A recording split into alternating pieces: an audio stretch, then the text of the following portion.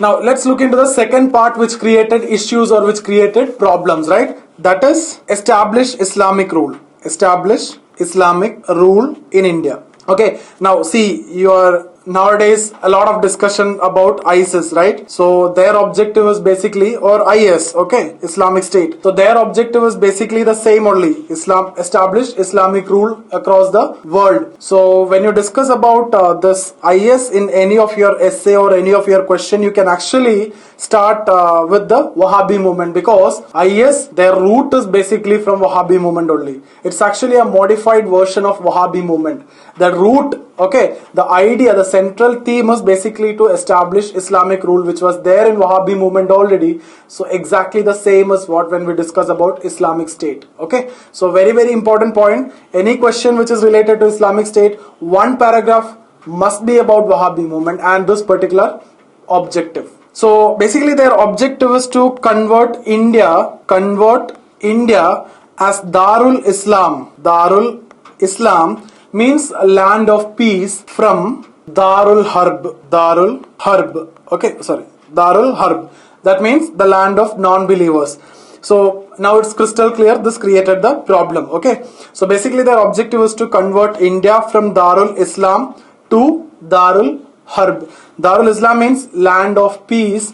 Darul Harb means land of non-believers. So India is basically the land of non-believers. Convert India from land of non-believers to land of peace or Darul Islam was the objective of Wahhabi movement. Okay. Now for that purpose they formed a guerrilla army. Okay, means an armed militant group. Okay, and then later it led to direct confrontation between the Wahhabis and the state. See, there was a strong fight between Wahhabis and Ranjit Singh in Punjab till 1839. Okay, see, Wahhabis and Ranjit Singh till 1839 they were fighting each other. Then in 1830 they fought a very famous battle, that is Battle of Balakot. Battle of Balakot. See, this area is presently in POK, Pak occupied Kashmir. Okay. Now this battle is very famous because in this battle Syed Ahmed of Rai Bareli died. Okay. So why this battle is very famous is basically because Syed Ahmed died in this battle, and then he was called Shaheed. Okay. Then he was called Shaheed. So Syed Ahmed of Rai Bareli died and he was called Shaheed. And after the death, they declared the war against Punjab as jihad. And this is going to create a lot of problem. Okay, they declared the war against Punjab as jihad. Now, what does it mean? Jihad means its actual meaning is to struggle. Okay, so its actual meaning is struggle, but this is a word which is widely used, misunderstood by others and misinterpreted also and misused by Muslims. So jihad is a word which is misused by Muslims, like here also you can see.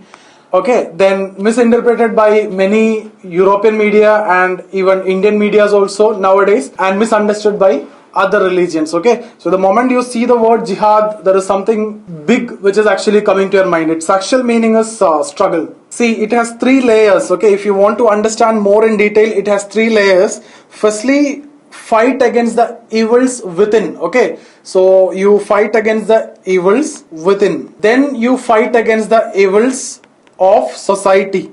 Okay, that is the second layer or the second stage. Third stage, fight for the truth. Fight for truth, even if you die. Okay, even if you die, and for the goodness of Allah. And this is what people widely used, misused, misunderstood and misinterpreted, right? So otherwise, if you look into these three aspects of jihad, even Mahatma Gandhi also following the same thing only, right? So the actual meaning is like this, but it was actually misunderstood. Like if you see, there was a battle in 1529 between Babur and Rana Sanga. Okay, Babur and Rana Sanga, and it is crystal clear for Babur that Rana Sanga is having a huge army and it is very difficult to beat Rana Sanga. So what he did is he declared the war against Rana Sanga as jihad, And we know Babur never fought for Islam. He fought for himself, and he was very desperate to have a kingdom like this. Okay, and when he declared the war against Rana Sanga as jihad, what happened is earlier his soldiers, the soldiers of Babur, were not that motivated to fight against Rana Sanga. Now they are very much motivated, and they fought and they won. Okay, so it's like religion will work like a medicine at that time, and when you declare a war against Rana Sanga as jihad, soldiers are ready to fight in any level. So basically, to inspire the soldiers, he declared the war as jihad. So this is how they misuse it, right? And even king like Akbar also in 1568, Akbar versus Uday Singh. Okay, so Akbar versus Uday Singh 1568 in Chittoor, and Uday Singh was actually son of Rana Sanga. So even Akbar also declared this war as jihad. Okay, so this is what I told you in the beginning when we discussed about jihad. Jihad is a word which is widely misused by the Muslims. So here if you see what we are discussing about is Wahhabis. So Wahhabis is also misinterpreting the word jihad. Okay, and Muslims are obviously misusing, and others are basically misunderstanding. So now let's come back to this movement. Wahhabis declared jihad, that means holy war. Okay, in some books you can see it is holy war in northern part of India. So they declared jihad in northern part of India. That means northwest frontier province, Punjab, Bihar and Delhi, etc. Okay. Now after the death of Sayyid Ahmad of Rai Bareli, the headquarter of Wahhabi movement was shifted to Patna. Okay. So the headquarter was shifted to Patna after the death of Sayyid Ahmad. Now during this time we can see two important leaders who emerged were Inayat Ali and Vilayat Ali. Okay, so two important leaders, and don't confuse these people with Ali brothers. So Ali brothers will be discussing about later when we discuss about Khilafat movement. So Ali brothers are actually related to Khilafat movement. So these are Inayat Ali and Vilayat Ali. No need to have any confusion. Now they started revolting against East India Company. Okay, so once Punjab is over, once Punjab was annexed by East India Company, now they started directly fighting against the East India Company. Now if you remember when we discussed about 1857 revolt, I told you Wahhabis are fighting against English and East India Company very strongly and much more organized than other rulers, right? Because they have already a guerrilla army, which is an armed militant group, and they have enough support, they have enough weapons. So they started fighting against East India Company, especially after the annexation of Punjab, right, in 1849. So from there onwards, they are fighting against East India Company continuously, and they were much more organized. So if you remember 1857 revolt, I told you two important leaders, Maulvi Ahmadullah and Maulvi Pir Ali. Okay, so I hope you can recollect these two names that we have already covered. So these two are very important or very famous Wahhabi leaders of that time. Now obviously the movement against the state, if you are fighting against the state is having all the support and all the advantages. So finally this movement was crushed by the state. Okay, so in 1859 this movement was totally crushed, and the Wahhabi leaders were arrested and hanged. Most Wahhabi leaders were hanged, and rest of them were sent to Andaman Nicobar jail, popularly known as Sasai Kalapani. Okay, all those things you know. And in 1872, if you remember, when we discussed about Lord Mayo, I told you a Pathan convict, okay, Sher Ali, killed Lord Mayo in Port Blair in 1872. Okay, so he was actually a Wahhabi leader. Sher Ali was actually a Wahhabi leader. So that actually shows the anger that the Wahhabi is having against the British. Okay. Now after 1857 revolt, Wahhabis were tried in Patna, known as Patna trial. Okay, Patna was in Bihar, and Ambala, which is in Haryana, which is known as Ambala trial. Okay, see, all these things were there. They were hanged, they were arrested, they were suppressed, but the movement never died. Why? Because if something which is based on an ideology which will never end. Okay, so this was based on an ideology. What was that? Reform Islam and establish Islamic rule. So the movement never died. Now what happened is, after the revolt, when the movement was suppressed, they started fighting ideologically. Now not with bullet and guns, right? So in 1868 they founded Darul Uloom. The word is derived from the word ilm, which means knowledge. Okay, which means knowledge. So Darul Ulum means basically house of knowledge. Now it was set up at Deoband. I have already told you in the beginning of this discussion. Deoband in Saharanpur, UP. Now it was founded by two Wahhabi leaders, Muhammad Qasim Nanotvi and Rashid Ahmad Gangohi. Okay, so Rashid Ahmad Gangohi. So these are the two leaders who started the Deoband school or Darul Islam, Muhammad Qasim Nanotvi and Rashid Ahmad Gangohi.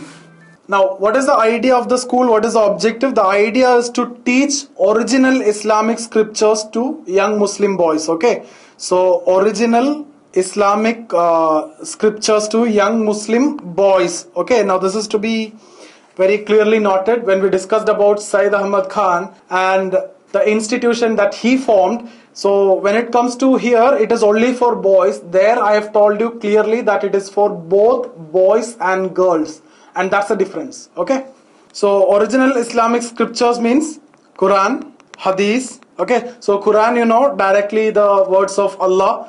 Now Hadith means books having records of Prophet. So Hadith means books having the records of Prophet Muhammad's sayings. Okay, so sayings and practices, actions, etc. So that's what Hadith. Then fiqh. So fiqh is Islamic jurisprudence. So it was basically interpretation of Quran and Hadith by scholars. Okay, so it was actually interpretation. So I hope this is clear for you. So the objective of Darul Islam is basically to teach the young Muslim boys about original Islamic scriptures through Quran, Hadith and fiqh. Now when we discuss about fiqh, there are various schools. Okay, so out of that, Indians basically follow Hanafi school. So Indian Muslims follow Hanafi school. So there were questions asked earlier also. Mughal rulers are the followers of which school? Okay, Mughal rulers, and you will get options like Shafi, Hanbali and Maliki school. Okay, Hanafi is also there. So you need to pick Hanafi school. Now Keralite Muslims follow Shafi school. Keralite Muslims follow Shafi school. And Shia Muslims follow Jafri school. Jafri school. See, basically all these things are named after the scholars. Okay, so they follow Jafri school. Shia Muslims. Shia Muslims. So the first four, these four were by Sunni and Jafri by Shia.